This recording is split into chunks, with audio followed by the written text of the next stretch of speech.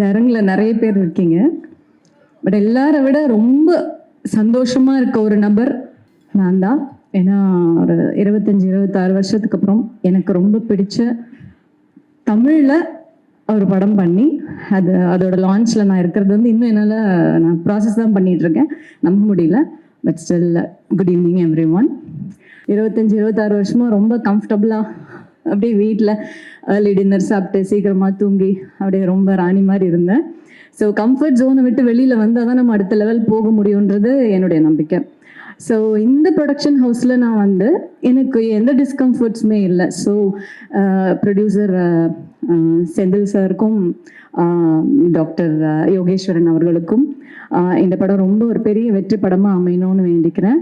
இதுக்கு அடுத்து நிறைய வெற்றி படங்கள் நீங்கள் கொடுக்கணும். இந்த மாதிரி நிறைய நியூ கமர்ஸ் அப்புறம் ஆல்ரெடி இருக்கவங்க எல்லாருக்கும் நிறைய ஒர்க் கொடுக்கணும்னு வேண்டிக்கிறேன். God bless you.